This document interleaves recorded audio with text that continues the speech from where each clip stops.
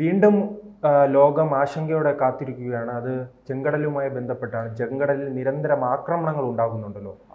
ആ കടലിലൂടെ സഞ്ചരിക്കുന്ന ആ ബോട്ടുകളെ, കപ്പലുകളെ നിരന്തരം ആക്രമിക്കുകയാണ് ഹൂതികൾ.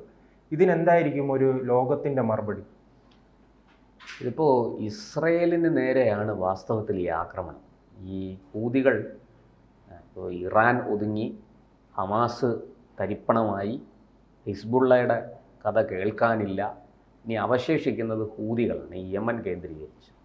ഈ ഹൂതികളെ തീർക്കാൻ ഇസ്രയേലും അമേരിക്കയും പല പദ്ധതികൾ ആവിഷ്കരിക്കുന്നു എന്ന് ഒരു സംസാരം അണിയറയിലുണ്ട്. നമുക്കറിയാം, ഈ ഹമാസ്, ഹൂതികൾ, ഹിസ്ബുള്ള, ഇനി അതുപോലെ തന്നെ നമുക്ക് അറിഞ്ഞുകൂടാത്ത, ഇപ്പോൾ ലോകത്തിന് മുന്നിൽ വെളിപ്പെടാത്ത ഏതെങ്കിലും ഭീകര സംഘടന ഉണ്ടെങ്കിൽ അവരും ഒക്കെ ഇറാൻ്റെ സഹായത്തോടു കൂടിയാണ്, അല്ലെങ്കിൽ ഇറാൻ്റെ പിന്തുണയോടുകൂടിയാണ് നിലനിന്നത്. ഇപ്പോഴിതാ ഇറാനും വലിയ പരിക്കേറ്റ്, ഇറാൻ എന്താ പറയേണ്ടത്, ഇസ്രയേലിൻ്റെയും അമേരിക്കയുടെയും ആക്രമണത്തിൽ തകർന്ന് നിസ്സഹായ അവസ്ഥയിൽ നിൽക്കുകയാണ്. ഇനി ഇറാൻ ഇതുവരെ കെട്ടിപ്പൊക്കിക്കൊണ്ട് വന്നതെല്ലാം പുനർനിർമ്മിക്കേണ്ടിയിരിക്കുന്നു ഇറാനെ സംബന്ധിച്ച്. ഇപ്പോൾ ഇറാൻ അതിന് അമേരിക്കയുടെയും മറ്റ് പാശ്ചാത്യ രാജ്യങ്ങളുടെയൊക്കെ സഹായം വേണം, അറബ് രാഷ്ട്രങ്ങളുടെ പിന്തുണ വേണം. ഇല്ലെങ്കിൽ ഇറാനിൽ വൻതോതിൽ എണ്ണയുണ്ട്, പ്രകൃതിവാതകങ്ങളുണ്ട്, നമ്മൾ തന്നെ ഇറാനുമായിട്ട് വ്യാപാര ബന്ധമുണ്ടല്ലോ, ഇതൊക്കെ ഇറാനിലുണ്ട്. പക്ഷേ ഇതിനെ സമർത്ഥമായിട്ട് വിറ്റഴിച്ച് പണമുണ്ടാക്കി ഇത് പുനർനിർമ്മിക്കാൻ ഒരു വർഷങ്ങൾ വേണ്ടി വരും. കാരണം അത്രയും മാരകമായ പ്രഹരമാണ് ഇസ്രയേലും അമേരിക്കയും ഇറാന് കൊടുത്തിരിക്കുന്നത്. ഇത് മാത്രമല്ല, ഇസ്രയേൽ ഹമാസിനെ തകർത്ത് തരിപ്പണമാക്കി കഴിഞ്ഞു. ഇപ്പോൾ പാലസ്തീൻ ജനത ആവശ്യപ്പെടുന്നത് ഹമാസിനെ പുറത്താക്കൂ, ഞങ്ങളെ രക്ഷിക്കൂ എന്നാണ്. അതുപോലെ തന്നെ ഹിസ്ബുള്ളക്കെതിരെയും കടുത്ത ആക്രമണങ്ങൾ നടത്തി ഹിസ്ബുള്ളയെ നിലംപരിശാക്കിയിരിക്കുകയാണ് ഇസ്രയേൽ. ഇതിൻ്റെയൊക്കെ പല നേതാക്കളും കൊല്ലപ്പെട്ട് കഴിഞ്ഞു. ബങ്കറിൽ ഒളിച്ചിട്ട് പോലും രക്ഷയില്ല, അവരൊക്കെ വധിക്കപ്പെട്ടു. ഇനി അവശേഷിക്കുന്നത് ഈ യമൻ കേന്ദ്രീകരിച്ചുള്ള ഹൂതികളാണ്. ഈ ഹൂതികൾക്കും പിന്തുണ കൊടുത്തിരുന്നത് ഇറാനാണ്. അവർക്ക് ആയുധങ്ങൾ, പണം ഒക്കെ കൊടുത്തിരുന്നത്, പരിശീലനമൊക്കെ കൊടുത്തിരുന്നത് ഇറാനാണ്. ഇപ്പോൾ ഇനി ഇറാനിൽ നിന്ന് അടുത്ത കാലത്തെങ്ങും ഹൂതികൾക്ക് അത് പ്രതീക്ഷിക്കണം. കയ്യിലിരിക്കുന്ന കുറച്ച് ആയുധങ്ങൾ ഉപയോഗിച്ച് അവർ ഇസ്രായേലിന് നേരെ, ഈ ചെങ്കടലിലൂടെ കടന്നു പോകുന്ന കപ്പലുകൾക്കും ബോട്ടുകൾക്കുമൊക്കെ നേരെ ആക്രമണങ്ങൾ നടത്തിക്കൊണ്ടിരിക്കുകയാണ്. ഇത് വീണ്ടും ഇസ്രായേലിനെ ഒരു യുദ്ധത്തിലേക്ക് ഇറക്കണം. കാരണം ഇസ്രായേൽ യുദ്ധത്തിന് ഇറങ്ങിയാൽ മാത്രമേ ഈ യമന് മുന്നോട്ട് പോകാൻ, അത് പറഞ്ഞ്, അല്ലെങ്കിൽ യമന് നേരെ ആക്രമണങ്ങൾ നടക്കുമ്പോൾ ആ ഇരവാദം മുഴക്കി മറ്റ് രാജ്യങ്ങളിൽ നിന്ന് സഹായം തേടാനും ഈ നിർത്തിവച്ചിരിക്കുന്ന ഇറാൻ്റെ പിന്തുണ പുനഃസ്ഥാപിക്കാനും ഒക്കെ ഹൂതികൾക്ക് സാധിക്കുകയുള്ളൂ.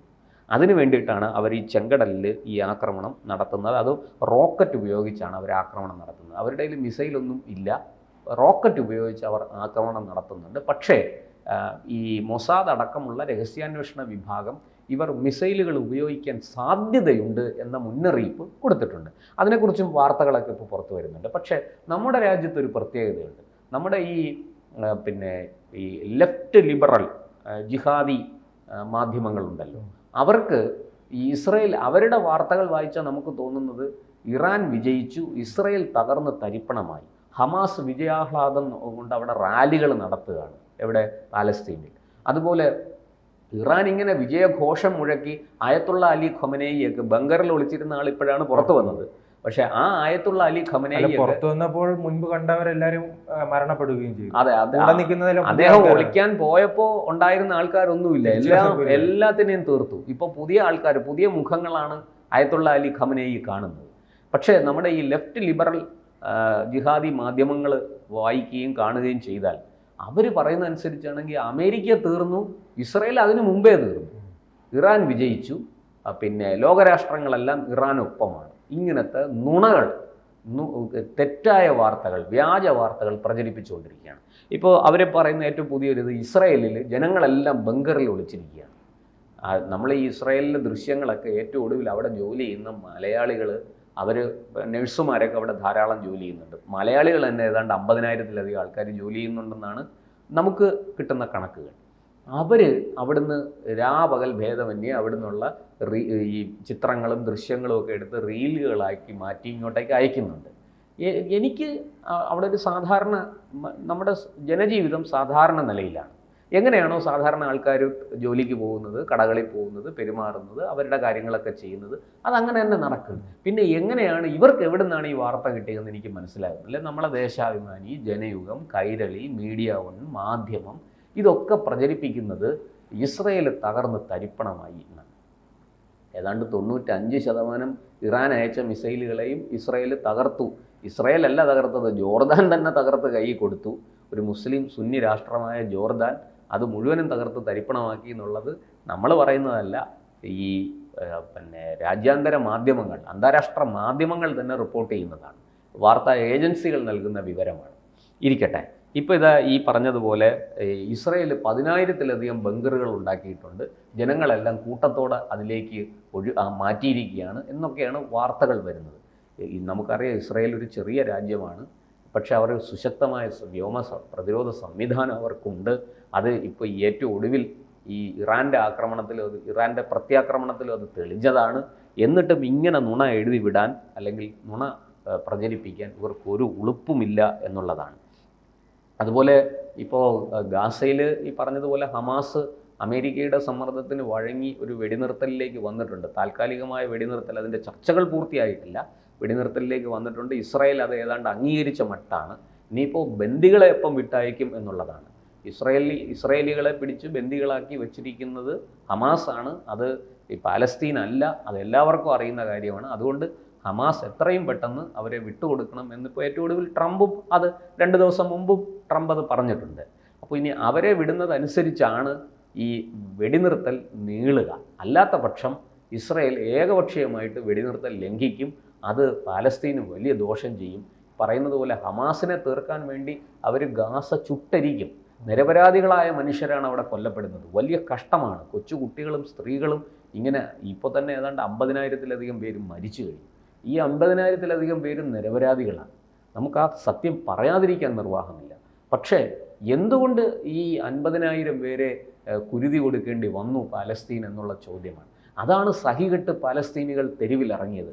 ഹമാസിനെ ഞങ്ങൾക്ക് വേണ്ട, ഹമാസിനെ പുറത്താക്കൂ, ഹമാസിനെ ഇല്ലാതാക്കൂ, ഞങ്ങളെ രക്ഷിക്കൂ, ഹമാസ് എത്രയും പെട്ടെന്ന് പുറത്തു പോകണം എന്ന മുദ്രാവാക്യവുമായിട്ട് പാലസ്തീനികൾ തെരുവുകൾ കീഴടക്കിയത് നമ്മൾ കണ്ടു. വലിയ പ്രശ്നം. ഭാവിയിൽ എങ്ങനെയായിരിക്കും ഇസ്രായേലിൻ്റെ അവസ്ഥ? കാരണം ഒരേ സമയം തന്നെ പല രാജ്യങ്ങളുമായി യുദ്ധം ചെയ്യുന്നു, പല ഭീകര സംഘടനകളുമായി യുദ്ധം ചെയ്യുന്നു. അപ്പോൾ സാമ്പത്തികമായ ഒരു തകർച്ചയെങ്കിലും ആ രാജ്യം മുന്നിൽ കാണേണ്ടേ? അവിടെ നമ്മൾ കഴിഞ്ഞ 70 വർഷത്തെ ചരിത്രം എടുക്കൂ. ഈ 70 വർഷമായിട്ട് ഇസ്രായേൽ ഇതുപോലെ യുദ്ധം ചെയ്താണ് നിലനിൽക്കുന്നത്. അവരെ സംബന്ധിച്ച് ഇനിയും യുദ്ധം ചെയ്യാൻ അവർക്ക് മടിയില്ല. അവർ വലിയ തോതിൽ സാങ്കേതിക വിദ്യ ഉപയോഗിച്ച് പണം ഉണ്ടാക്കുന്നുണ്ട്. ആ പണം ഉപയോഗിച്ച് അവർ മികച്ച ആയുധങ്ങൾ വാങ്ങുന്നു. അത് ഉപയോഗിച്ച് അവർ പ്രതിരോധം തീർക്കുന്നു, പ്രത്യാക്രമണം നടത്തുന്നു. ഇസ്രായേലിനെ സംബന്ധിച്ച് അതിൽ അതിജീവനമാണ്. അവർക്കിത് ചെയ്തേ മതിയാവൂ. അവർ വേറെ എങ്ങോട്ട് പോകും? ഒന്ന് ആലോചിച്ച് നോക്കൂ. എൻ്റെ അവസാനത്തെ കിടപ്പാടവും നഷ്ടപ്പെട്ടു. ഞാൻ തെരുവിലേക്ക് ഇറങ്ങുകയാണ്. എനിക്ക് എന്ത് ചെയ്യാൻ പറ്റും? എനിക്ക് ആകെ ചെയ്യാൻ പറ്റും ഒന്നുകിൽ ആത്മഹത്യ ചെയ്യുക, മരണത്തിന് കീഴടങ്ങുക, അല്ലെങ്കിൽ ഞാൻ എതിർക്കുക, പോരടിക്കുക, യുദ്ധം ചെയ്യുക. ഇത് മാത്രമേ ഉള്ളൂ. ഒന്നുകിൽ ഫൈറ്റ്, അല്ലെങ്കിൽ കീഴടങ്ങൽ, ഈ പറയുന്നത് പോലെ സൂയിസൈഡ്. അതല്ലാതെ മറ്റൊരു വഴിയും ഇസ്രായേലിൻ്റെ മുമ്പിലില്ല. അതുകൊണ്ട് തന്നെ അവർ ഇനി എത്ര വർഷങ്ങൾ വേണമെങ്കിലും അവർ ഈ യുദ്ധം തുടരും. കാരണം അവർക്ക് യുദ്ധത്തിനാവശ്യമായ പണം ഉണ്ടാക്കാനുള്ള മാർഗം, അതിൻ്റെ സോഴ്സുകളൊക്കെ അവർക്ക് വളരെ ക്ലിയറാണ്. അവരത് ഉണ്ടാക്കി വെച്ചിട്ടുണ്ട്. അതിൽ നിന്ന് അവർ കൃത്യമായിട്ട് പണം ഉണ്ടാക്കും, അവർ യുദ്ധം ചെയ്യും.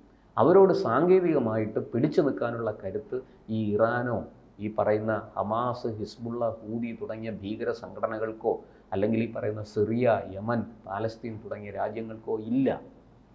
അവരാകട്ടെ ഈ അറബ് രാഷ്ട്രങ്ങൾ, ഇവരെ പിന്തുണയ്ക്കേണ്ട മുസ്ലിം രാഷ്ട്രങ്ങളുണ്ടല്ലോ, അവരുമായിട്ട് പോലും നല്ല ബന്ധത്തിലാണ്.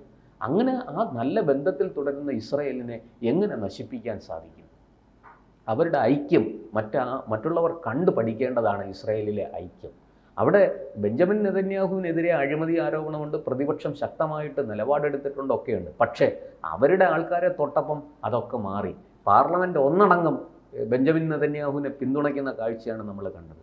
എത്രയും വേഗം ബന്ദികളെ മോചിപ്പിക്കൂ, എത്രയും വേഗം ഹമാസിനെ അവസാനിപ്പിക്കൂ, ഇറാനെ തീർത്ത് കളയൂ എന്നൊക്കെയാണ് ഈ ഇസ്രായേലിലെ മുഴുവൻ ജനപ്രതിനിധികളും, പാർലമെൻറ്റ് മുഴുവനും ഈ ബെഞ്ചമിൻ നെതന്യാഹുവിൻ്റെ ഒപ്പം നിന്ന് വിളിച്ചു പറയുന്നത്. ഈ ഐക്യമാണ് ഇസ്രയേലിൻ്റെ ശക്തി, ഈ ഐക്യമില്ലായ്മയാണ് ഇവരുടെ പരാജയം. നോക്കൂ, സൗദിയും ഖത്തറും UAEയും അടക്കമുള്ള രാഷ്ട്രങ്ങൾ ഇറാനൊപ്പമാണോ ഇസ്രയേലിനൊപ്പമാണോ? ഇത് നമുക്ക് പകൽ പോലെ വ്യക്തമല്ലേ.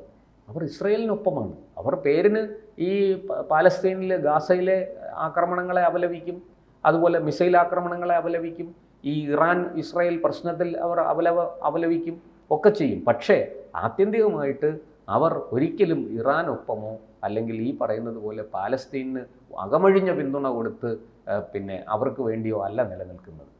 ഇവർക്കൊക്കെ അവരുടെ സ്വന്തം കാര്യങ്ങളുണ്ട്. അത് നേടാൻ അവർ ഇസ്രായേലുമായിട്ടല്ല ആരുമായിട്ടും സഹകരിക്കും. ഇപ്പോൾ ഈ ചെങ്കടലിനെ ഒരു കുരുതിക്കളമാക്കാനാണ് ഹൂതികൾ ശ്രമിക്കുന്നതെങ്കിൽ അവർക്ക് വലിയ നാശം നേരിടും എന്ന് മാത്രമേ നമുക്ക് ഈ അവസരത്തിൽ പറയാനുള്ളൂ. കൂടുതൽ വാർത്തകളും വിശേഷങ്ങളും നിങ്ങളിലേക്ക് എത്താൻ ABC മലയാളം സബ്സ്ക്രൈബ് ചെയ്യുക, ബെൽ ബട്ടണും അമർത്തുക.